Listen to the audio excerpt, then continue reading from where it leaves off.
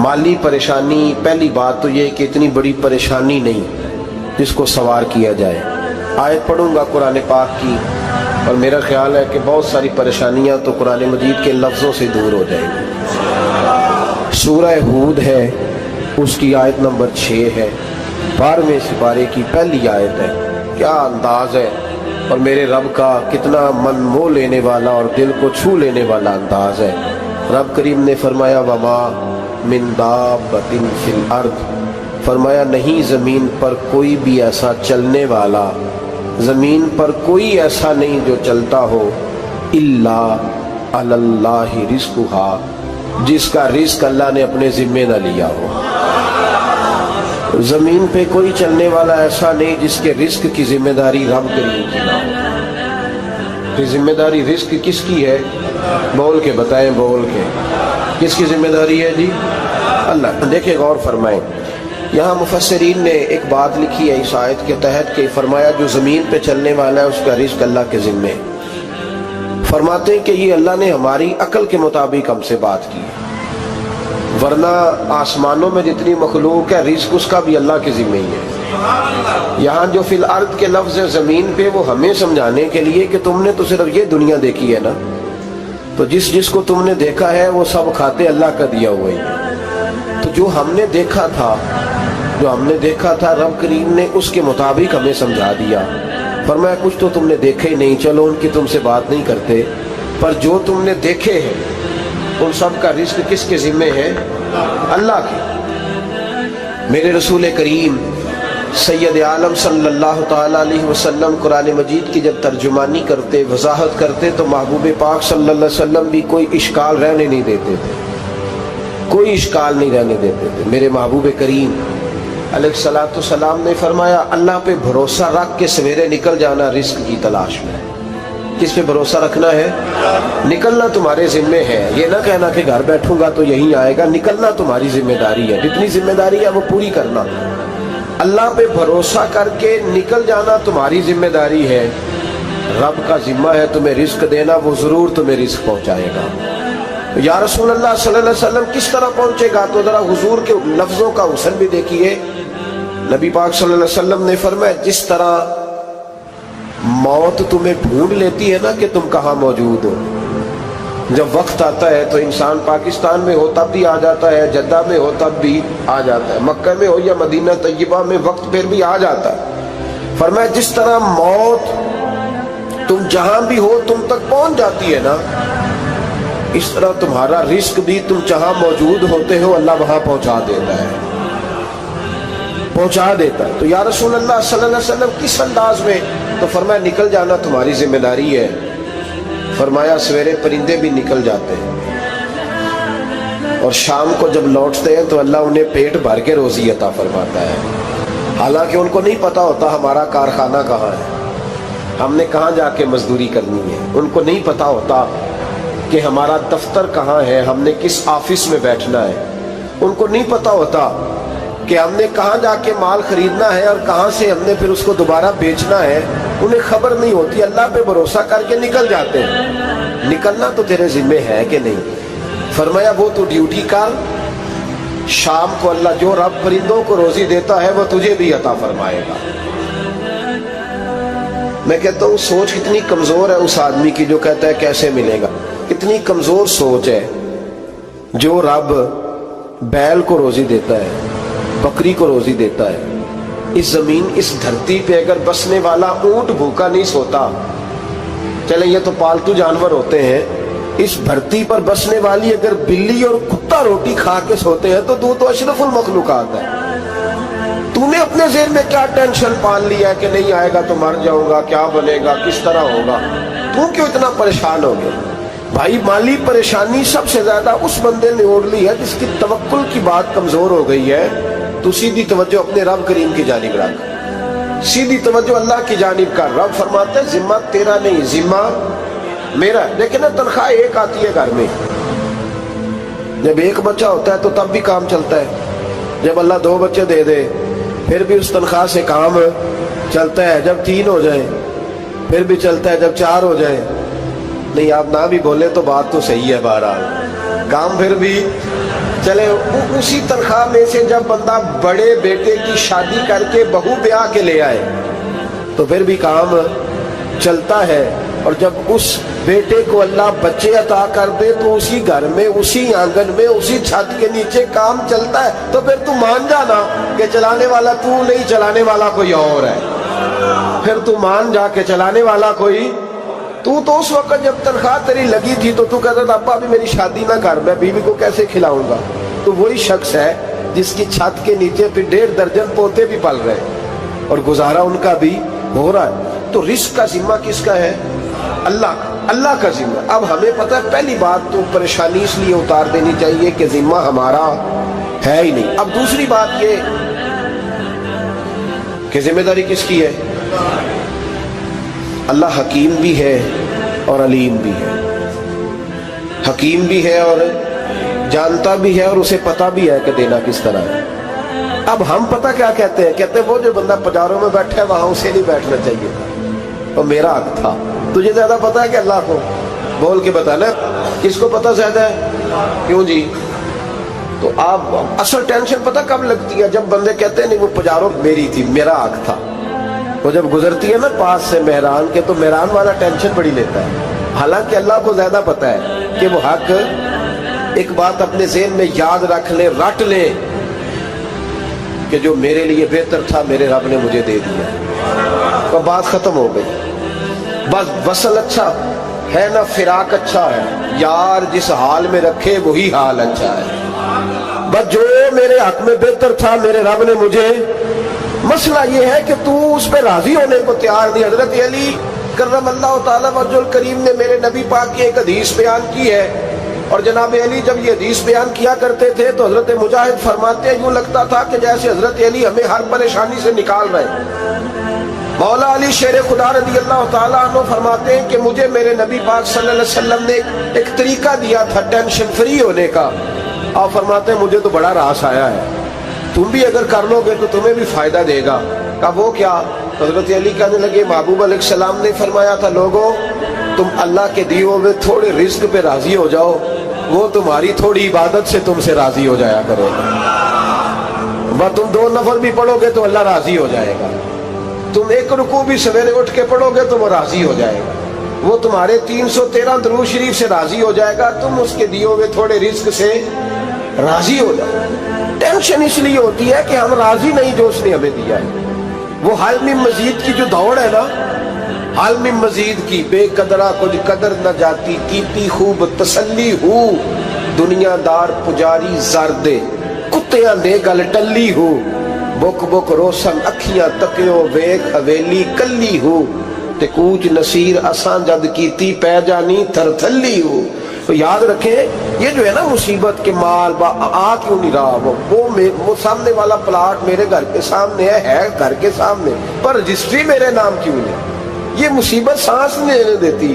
Motor cycle کھڑی کرتا ہے نا جب آ کے دکان سے روٹی کھانے آتا ہے، دفتر سے گھر آتا ہے، کاروبار سے آتا ہے، تو جہاں موٹر سائیکل کھڑی کرتا ہے وہ ٹینشن بڑی ہے کہ کبھی میری ہو جائے نا یہ والی جگہ، تو میں یہاں بھی بورڈ لگاؤں اپنے نام۔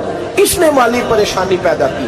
تو جس حال میں ہے، کیونکہ تو نے اپنا یہ حال خود نہیں بنایا، جس نے بنایا ہے وہ بڑا بہتر جانتا تھا کہ تو اسی حال میں اسے اچھا لگتا ہے۔ تو اسے اسی حال میں، ایک بزرگ تھے تو ان کی طبیعت بڑی علیل ہو گئی، بیمار ہو گئے، تو اللہ نے آزمائش دی تو کیڑے پڑ گئے وجود میں۔ ایک کیڑا یہاں سے کھا رہا تھا، اللہ والے بڑے راضی رہتے ہیں اس کی رضا پہ، تو کیڑا یہاں کھا رہا تھا تو نیچے گر گیا، تو بابا جی نے اٹھا کے پھر وہاں رکھ لیا، کہنے لگے جب اس نے تیری ڈیوٹی مجھے کھانے کی لگائی ہے تو میں اس بات پہ راضی ہوں، تو نیچے کیوں گرتا ہے؟ بٹ ٹھیک ہے کھا، جب اس نے تجھے ڈیوٹی جو تیری لگائی۔ سالبہ بن عبد الرحمن ایک صحابی تھے، سالبہ غالباً نبی پاک صلی اللہ علیہ وسلم کی خدمت میں آئے، کہنے لگے یا رسول اللہ صلی اللہ علیہ وسلم غربت بڑی ہے، میرے لیے دعا کریں اللہ زیادہ مال دے۔ تو محبوب صلی اللہ علیہ وسلم نے فرمایا تو جس حال میں اچھا ہے وہ تیرے لیے بہتر ہے، اس میں تو ہے وہی حال تیرے لیے۔ مشکل ہے نا یہ جواب سننا۔ کہتے پیر صاحب فلاں جگہ سے تویز آیا، وہاں تو وارے نے آرے ہو گئے، تو آپ کے ہاں، تو میں کہتا ہوں یہ تویز دینے والا اگر تویز دے کے امیر بناتا ہے تو پہلے خود کیوں نہیں بنتا؟ یہ خود تو 150 کا تویز بیچ رہا ہے, اپنی بیچارے کی حالت یہ ہے. اگر اتنا ہی تویز اس کا چلتا ہوتا تو پہلے 5 پجاروں اس کے دروازے پہ کھڑی ہوتی. عجیب چکر ہے اور عجیب جگہ لوگ الجھ گئے, سمجھتے ہی نہیں بات کو. یا رسول اللہ صلی اللہ علیہ وسلم دعا کر دے, تو محبوب نے کیا فرمایا؟ فرمایا تو جس حال میں ہے نا وہ حال تیرے لیے بہتر ہے, اسی میں رہ. کہ نہیں حضور دعا کرے. فرمایا سال بعد تو باز آ جا. حضور دعا کرے. فرمایا تو باز آ جا. 2-3 دفعہ کا ضد کی. محبوب نے فرمایا جا پھر اللہ تجھے زیادہ پیسے دے گا. چند بکریاں خریدی, اتنی برکت ہوئی کہ بکریوں کے ریوڑ بن گئے. پھر کچھ بکریاں بیچ کے گائے خرید لی, ان کے بھی ریوڑ ہو. پھر کچھ اونٹنیاں لے لی, ریوڑ ہی ریوڑ. پہلے 5 وقت مسجد میں آتے تھے, اب فجر اور عشاء رہ گئی. پھر مال زیادہ ہوا تو مدینے شہر میں کوئی جگہ ہی نہیں, مدینے سے باہر حویلی خریدی, پھر جمعہ ہی رہ گیا. جمعے کے جمعے آتے. زکوٰۃ کا حکم آیا. میرے نبی کریم علیہ السلام نے حضرت ابو ہریرہ کو بھیجا. فرمایا جا اسے کہہ تیری زکوٰۃ بنتی ہے 2.5%. 10 کروڑ روپیہ ہو تو کتنی زکوٰۃ بنتی؟ 1 کروڑ کی 2.5 لاکھ ہوئی نا, تو 10 کروڑ کی کتنی ہوئی؟ تو بڑی مصیبت ہے جب بینک سے میسج آتا ہے نا کہ 25 لاکھ نکل گیا تیرے اکاؤنٹ سے. بہت بڑی مصیبت, بڑی ٹینشن ہوتی ہے. ایک صاحب میرے پاس آئے, ان کی زمین اچانک مہنگی ہو گئی. اچانک پہلے کچھ 15-16 لاکھ کی ایکڑ زمین تھی, پھر وہ کروڑ کی ہو گئی. تو میرے پاس آئے, کہنے لگے وہ 10 کروڑ روپے بنتے ہیں تو زکوٰۃ. تو میں نے کہا آپ نے کیا کیا؟ زری زمین پہ عشر آتا ہے, اس پہ زکوٰۃ نہیں آتی, تو آپ نے کیا کیا؟ کہنے لگے وہ کچھ سوسائٹی کے رول کے مطابق میں نے فائلیں وغیرہ لے لی ہیں, اب میں نا کبھی موقع آئے گا تو ان کو بیچوں گا. تو میں نے کہا اب تو آپ کا یہ مال ہو گیا بزنس کا, تو اب تو اس پہ زکوٰۃ آئے گی.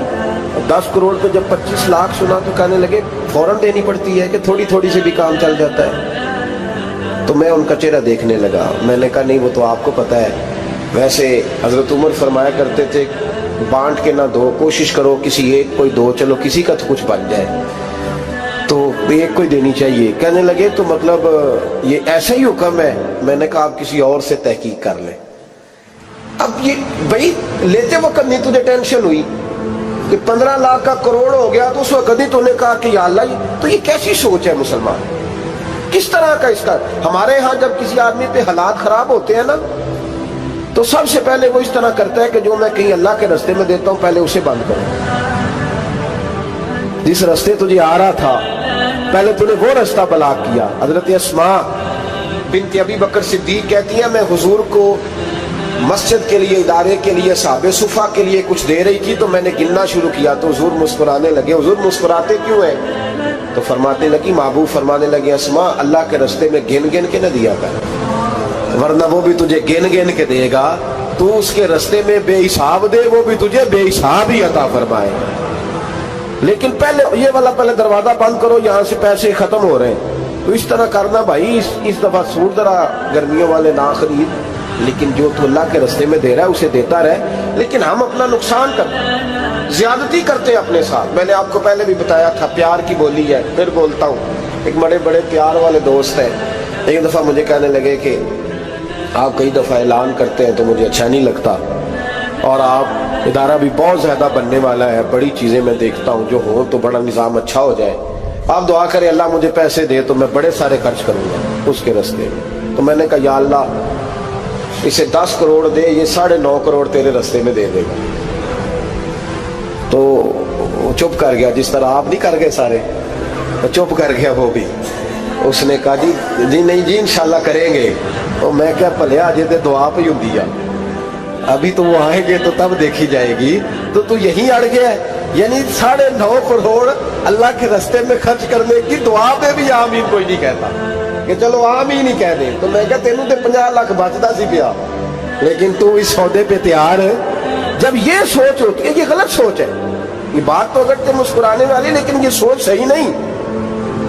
حضرت عثمان غنی رضی اللہ تعالیٰ عنہ کہتے ہیں جس وقت نبی پاک صلی اللہ علیہ وسلم نے اعلان کیا نا جنگ کے موقع پر کہ 800 سپاہیوں کا خرچہ چاہیے, کہتے ہیں میرے پاس 600 کا تھا. یہاں ایک روایت میں حضور نے 1000 کا اعلان کیا تو میرے پاس 800 کا تھا. جب 2-3 دفعہ نبی پاک نے اعلان کیا تو کہتے ہیں میں نے کھڑے ہو کے کہا یا رسول اللہ پورا 800 میری طرف سے. کہتے میں نے 200 سپاہی کا خرچہ ادھار اٹھایا لیکن پورے 2 مہینے نہیں گزرے تھے، رب کریم نے مجھے کئی گنا کر کے پیسے واپس عطا فرما دیے۔ پر بات تو یہ ہے کہ تیری وہاں لو لگی ہو، تو تجارت کرتا ہے ان لوگوں کے ساتھ جو کیا دے سکتے۔ تو سالبہ کے پاس حضور نے پیغام بھیجا، پہلے تو کہا تیرے لیے بہتر نہیں مال، جب اصرار کیا تو بڑی برکت ہو گئی، بڑا آیا تو فرمایا زکوٰۃ دے، 2.5 زکوٰۃ ہے۔ جب سوچا کہ 5 اونٹوں پہ ایک بکری جائے گی اور بڑا سارا مجھے دینا پڑے گا، اب جب غور کیا تو یہ تو نہ کہا کہ میں نہیں دیتا۔ حضرت ابو ہریرہ سے کہنے لگے نبی کریم علیہ السلام کی خدمت میں عرض کرنا کہ میں خود آؤں گا۔ حضرت ابو ہریرہ نے آ کے عرض کی یا رسول اللہ صلی اللہ تعالی علیہ وسلم، حضور وہ کہتے تھے میں خود آؤں گا، تو کہتے ہیں محبوب نے ٹھنڈی سانس لی، فرمایا اسے کہا تھا کہ تیرے لیے مال بہتر نہیں، اب ہلاک ہو گیا ہے، ہائے افسوس ہلاک ہو گیا۔ ان کو بھی تھوڑی دیر کے بعد احساس ہوا کہ یہ میں نے کیا کیا، نبی پاک کوئی کہہ دیا نہیں ہے، حضور کو کہہ دیا بعد میں آؤں گا۔ اب دوڑے آئے، عرض کی حضور میں سارا کچھ لے کے آیا، قبول کر لیں۔ محبوب نے فرمایا گویا بلال حبشی کی خشک کھجور بھی قبول ہے، اور صہیب رومی ایک اٹی بان کی لائے تو وہ بھی قبول ہے، اور عمار بن یاسر اور مصعب بن عمیر اگر 2 دینار دے جائے اور کوئی پرانا جوڑا کسی سپاہی کے لیے چھوڑ جائے تو وہ بھی قبول ہے، لیکن تو اپنا لاکھوں لے کے چلا جا، تیرا کوئی نہیں قبول، معاف کر دے۔ فرمایا جا معاف کیا، پر پیسے لے کے نہ آنا۔ اگلے سال پھر آئے، بندے ہوئے ہاتھ ہیں، محبوبہ میں دولت کا کیا کروں گا، آگ لگانی ہے، قبول کر لے۔ فرمایا تو لے جا، تیرا نہیں قبول، گرا جو ان کی نگاہ سے وہ سنبھل نہیں سکتا۔ حضور نے وصال ظاہری کیا تو جناب صدیق اکبر کے پاس آئے، لاکھوں کا مال، ابو بکر قبول کر لو، تو جناب صدیق اکبر کہنے لگے اس کا کر لو جس کا نبی نے نہیں کیا، چل جا، کوئی نہیں چاہیے۔ حضرت عمر کے زمانے میں قحط پڑ گیا، بارشیں نہیں ہوتی، غلہ نہیں ملتا، حالات خراب ہے، مالی طور پہ بحران آ گیا، غربتیں، مجبوریاں، تکلیفیں، آ کے روئے، عمر میرا قبول کر لو، مجھے معافی تو مل گئی تھی نا۔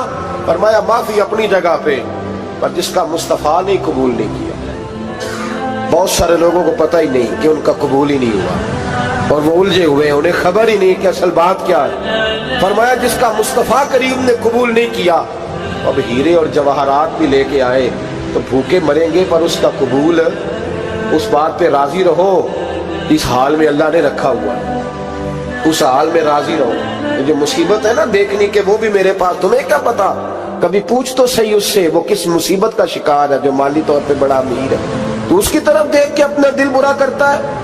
بس جس حال میں رب نے رکھا ہے اس حال میں رہ۔ حضرت عثمان غنی کے زمانے میں تو وہ وصال کر گئے، لیکن بھائی تو جس حال میں تیرا رب تجھے رکھتا ہے اس حال میں رہ، تیری مالی پریشانیاں ختم ہو جائیں گی۔ میں نے پہلے بھی شاید آپ کو ایک دفعہ کہا تھا، میں تعلیم سے فارغ ہوا تو میرے ایک استاد اور میرے کچھ دوست کہنے لگے افریقہ آ جائیں آپ، بھائی بہت بڑا ادارہ ہے، اس کو چلائیں، اس کو سنبھالیں۔ میری والدہ سے میں نے کہا، اس طبیعت ہوتی ہے نا انسان کی، میرا بھی دل لگ گیا۔ میری اماں پڑھی نہیں تھی لیکن اللہ نے دانائی بڑی عطا فرمائی تھی، حکمت بڑی تھی، سیانی بڑی تھی۔ تو میں نے کہا اماں جی تو مجھے ساؤتھ افریقہ کی دعوت ہو رہی ہے، تو آپ کیا کہتی ہیں؟ تو اٹھ کے میرے پاس آ گئے اور مجھے انہوں نے اپنے بازوؤں میں لے لیا، پھر میرا ماتھا چوما، کہنے لگی پتر میں تے وال بھی نہ پوٹ کے دیوا کسی نے، ہم نے دولت کا کیا کرنا، تو اللہ کا نام لے کے کہیں بیٹھ جا، رب کریم رونقیں لگا دے گا، خیر ہو جائے۔ تو میرے بھائی یاد رکھیں ان چیزوں سے تھوڑا سا دیکھیں نا، قناعت کریں، جو اللہ نے دیا اس پہ راضی ہو جائیں، اللہ بڑا مہربان ہے، وہ آسانیاں کر دیا کرتا ہے۔ تو یاد رکھیں میرے رسول کریم علیہ السلام نے ایک تو ہمیں درس یہ دیا ہے کہ تو سمجھ جا، قرآن نے ہمیں بتایا ہے کہ روزی تیری ذمہ داری نہیں، روزی کس کی ذمہ داری ہے؟ اللہ کی۔ اور دوسری بات یہ کہ جو اللہ نے تمہیں دیا ہے اس پہ تو راضی ہو جا، تیری مالی پریشانیاں ختم ہو جائیں۔ اور پھر حضور صلی اللہ علیہ وسلم نے فرمایا مذہبی طور پر جب دیکھو تو آگے دیکھو، اور دنیاوی طور پر جب دیکھو تو پیچھے دیکھو، پریشانی ختم ہوگی۔ مذہبی طور پر جب دیکھو، جو 5 نمازیں پڑھتا ہے وہ تہجد پڑھنے والے کو دیکھے، اور جو تہجد پڑھتا ہے وہ اشراق چاشت پڑھنے والے کو دیکھے، اور جو بندہ اشراق اور چاشت پڑھتا ہے پھر اس کو دیکھے جو سارا دن مصطفیٰ پہ درود پڑھتا ہے۔ ऊपर देखे कि मैंने और नेक होना है और नेक, और जब माली मामला है तो फिर नीचे देख। अगर तू बैठा ना पजारों पे तो फिर टूडी वाले पे नजर कर, उसका क्या हाल है। और अगर तू वहां बैठा है तो देख मेहरान वाला भी तो गाड़ी चला ही रहा है ना। और अगर तू वहां है तो मोटरसाइकिल वाला देख, और तू वहां है तो फिर साइकिल वाले पे नजर, और अगर तू साइकिल वाला है तो पैदल वाले को देख, अगर तू किराए के मकान में रहता तो फिर झोंपड़ी वाले को देख, और अगर तू झोंपड़ी में रहता है तो फिर भी परेशान ना होना। कुछ ऐसे भी हैं जिन्हें झोंपड़ी भी नसीब नहीं, जो सड़क पर लेटे हुए हैं। और अगर तू तंदुरुस्त है ना तो कभी जाके अस्पताल में देख हाल क्या है, लोग किस हाल में हैं। तो हम शुक्र नहीं अदा करते, उसका नुकसान क्या होता है, नेमतें चली जाती हैं। अल्लाह फरमाते हैं लाइन शकर तुम लाज़ीदन्नकुम, तो शुक्र अदा कर, मैं नेमतों में इजाफा कर दूंगा। तो भाई माली परेशानी का तीसरा सबब ये है कि हम देखते हैं माली तौर पर ऊपर, तो फिर हमें तबीयत बिगड़ती है। और फिर माली परेशानियों के कुछ और असबाब भी हैं। इमाम शाफी फरमाते हैं जिन घरों में लोग फजर की नमाज के वक्त सोए होते हैं उन घरों में रिस्क नहीं आता। आप फरमाते हैं फजर का